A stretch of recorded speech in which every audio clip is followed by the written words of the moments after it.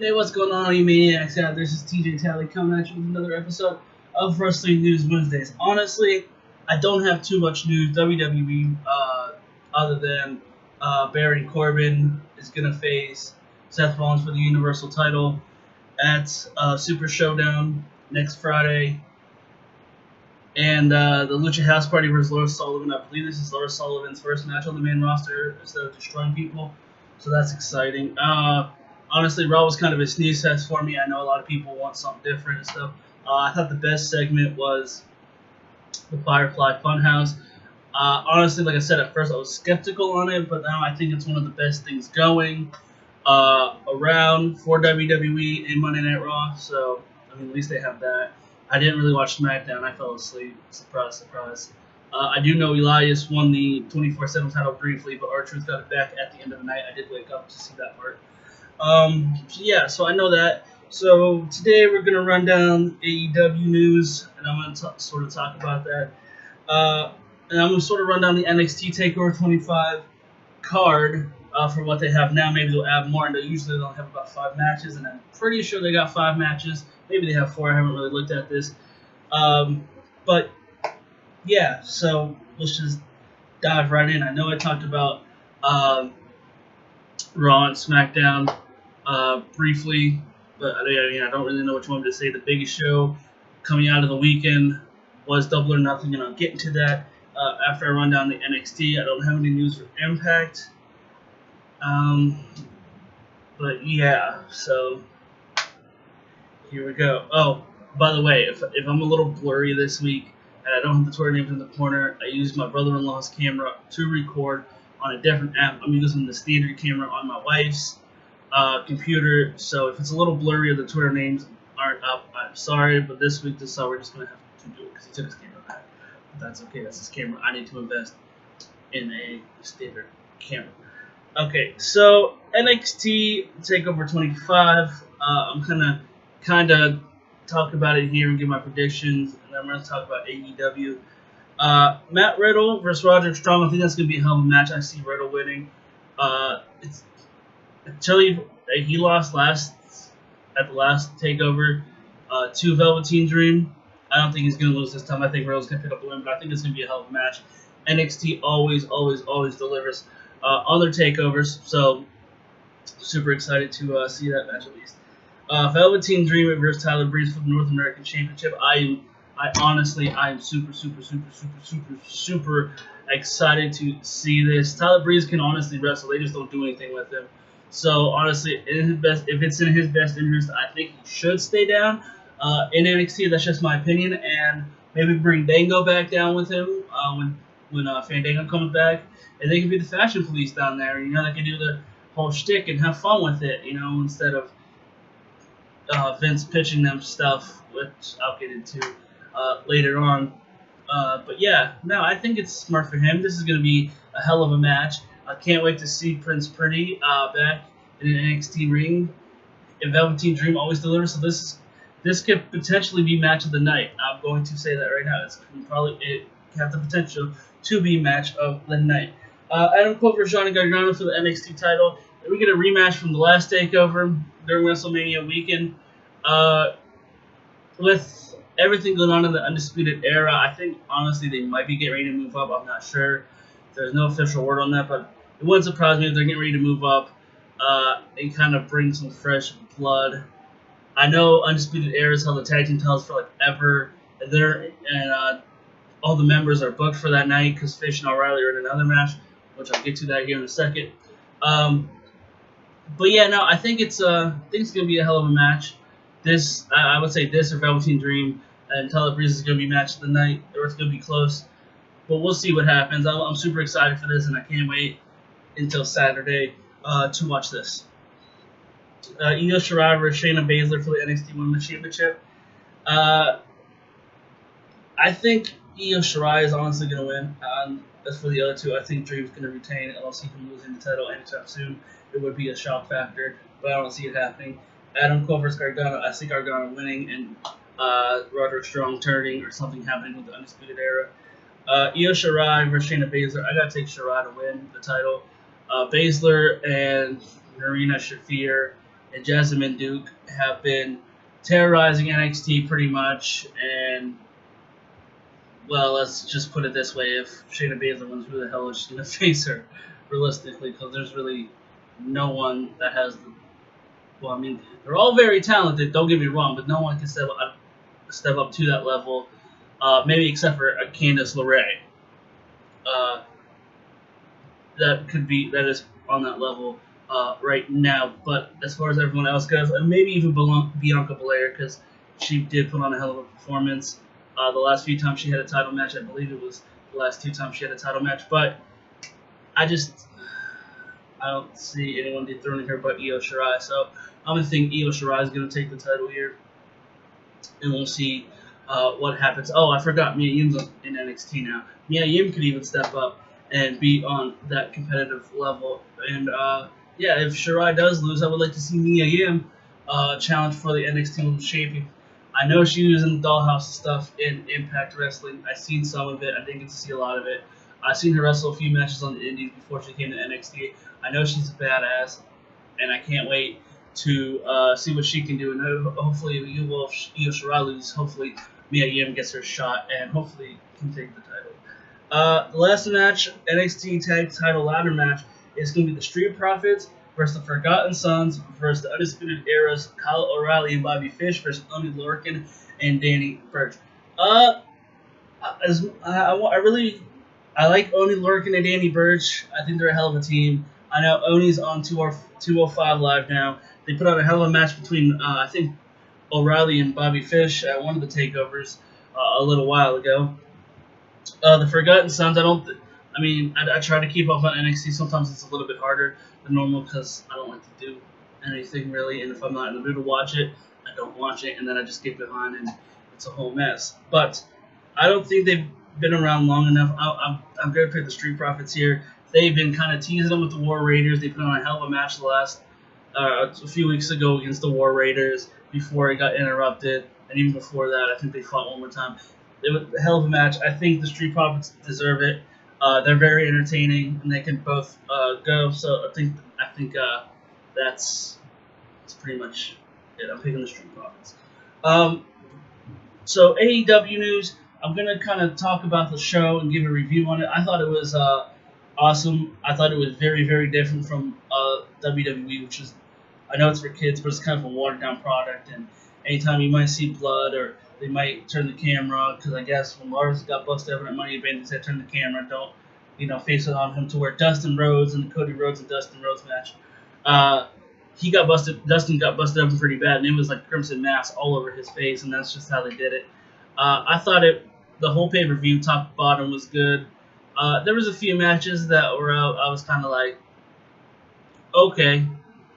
I mean, they were all good. Obviously, the good matches, were towards the end, or the phenomenal matches like the Rose brothers facing off, the Bucks and the Lucha Bros, Omega and Jericho. All of those were good. All the matches were good. I thought it was good. I'll give it a solid 9 out of 10. I won't give it a 10 out of 10.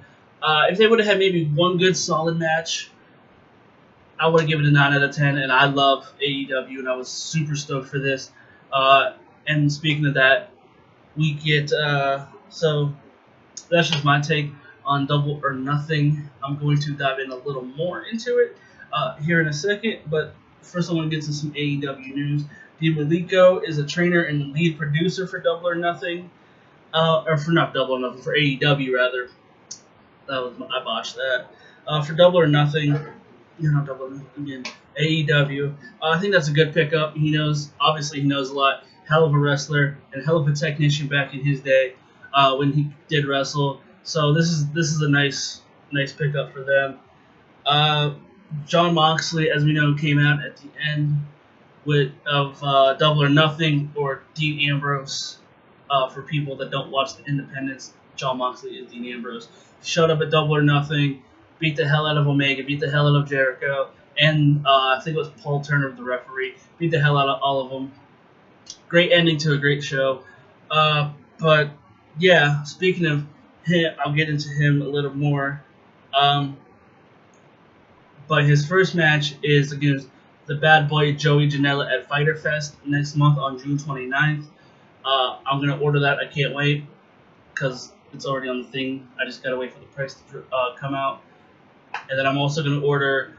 They also announced All Out, which is August 31st. But before that, they also have Fight for the Fallen in July, the 13th. That is a week before I go to a wrestling event right down the road here, an independent wrestling show.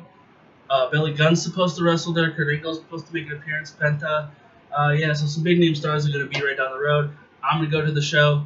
Should be awesome. But, yeah, I'll dive into the rest of the Jon Moxley stuff. But, hell of a way to come out and do that and kind of stick it to WWE. One other thing I want to talk about WWE is the whole Cody Rhodes thing. A lot of people, oh, well, why is he taking a shot at Triple H? Well, honestly, he's probably taking a shot at Triple H because, let's be honest, NXT can be compared to AEW because Triple H knows what he's doing and Vince doesn't. And I'll get into that a little more here in a second. But let me finish up with this news. So Jon Moxley signed. Sadie Gibbs signed. I tried to find out some information on her. I don't know too much, so hopefully I will. And hopefully she has some matches. Speaking of women's wrestling, I did become a fan of Nyla Rose, Kylie Ray. I was already a fan of Britt Baker. But we did get Awesome Kong too, which was a surprise. I know she plays on Glow, the Netflix series Glow, as one of the people on there. So it was nice to see her, and that was a hell of a Fatal 4-Way match. But yeah, Kylie Ray is one of my favorites now. So is Nyla Rose. I thought she did a hell of a job. Scared the hell out of me with her ring gear, by the way. So, but yeah, no, I tried to find some news on Sadie Gibbs. I don't know too much. Hopefully I'll know more. Luchasaurus, his son, which is good. I know he was in Being the Elite, and he had Jungle Boy on his shoulders, and he had him on his shoulders in the Casino Battle Royal. I'm pretty sure those two are a tag team on the independent scene. That could be a tag team now in AEW. Going to the tag titles whenever they're announced. I'm assuming they're going to have tag titles at some point. They just haven't been announced yet. But, you know, Luchasaurus, though, also fought as Vibra. If you watch or Vibra, however you say it. I can't roll my R's. But however you say it, Vibra, he was in Lucha Underground as Vibra as part of the Snake Tribe or the Reptile Tribe or whatever they were called. I forget. I do watch Lucha Underground, and it was one of my favorites. Unfortunately, you probably won't get to see the ending to what's actually going to happen with Dario Cueto and all that stuff, but that's for another day. But yes, I do love Lucha, or did love Lucha Underground while I was on. Luchasaurus kind of played the heel. I don't mind him. I can see he can wrestle for a big guy. He can do some stuff. Some big guys now are starting to become more athletic and stuff, and so he can do that sort of stuff. But I think this is a good pickup for them. The last thing I want to talk about is Jon Moxley. So, as I said, he signed with AEW, and it's Dean Ambrose. He left WWE, and I don't usually listen to podcasts because I usually just like watching TV or something. If I don't see it, I don't really want to hear it. I'm just being honest. But a few years ago when CM Punk came out and he had the podcast with Coke Man, I listened to that.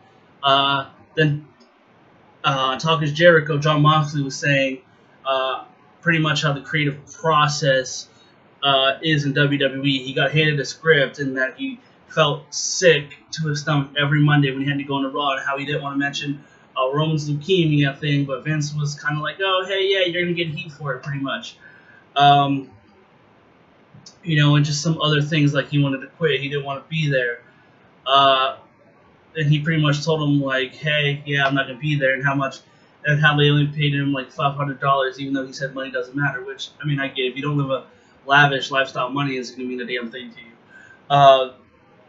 But, yeah, so I listened to it, and I gotta say, if it is that bad as Dean makes it out to be, which I'm sure it is, because Raw and SmackDown have been crappy. I'm not gonna say the S word for crappy, but it's been crappy. Let's just leave it at that. NXT's been good. Raw and SmackDown have been crappy. Things do need to change. Dean Ambrose kind of talked about how he was handed a script and how he didn't really have creative freedom. I really, this is just my opinion, I really think if they had the creative freedom and they had the unscripted promos like they did back when it was like Stone Cold, The Rock, and Austin, and all the Attitude Era people. Now, I'm not saying bring the Attitude Era back. That's not what I'm saying. I'm just saying it was sort of like that, and they got to really speak their mind. It would be either make or break them, like it did The Rock and Stone Cold and all them, and they were masters of the mic. I believe John Cena was sort of that way when he first started. Now he just kind of says whatever he wants. But yeah, no, I feel as if that's how it should be.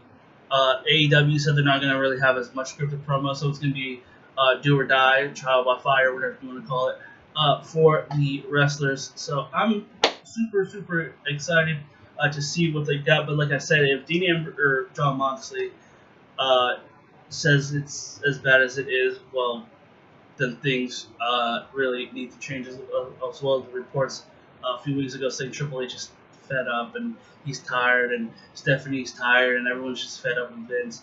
Well, he's like Dean Ambrose or Moxley said on the thing, Vince is probably going to die in the chair.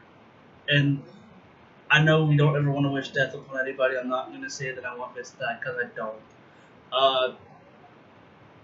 But he's probably right. Vince is going to die in the chair before he lets anyone take over his baby. Which, I mean, I can get. But at the same time, if it's not what's best for business, you need to move along. And right now, it's just not best for business. One last note on Jon Moxley. He is going to New Japan Pro Wrestling as well to fight Juice Robinson for the IWGP United States Champion on June the 5th at the Best of the Super Juniors. I don't know if it's the finals or not. I haven't really written to it, but I know it's June 5th.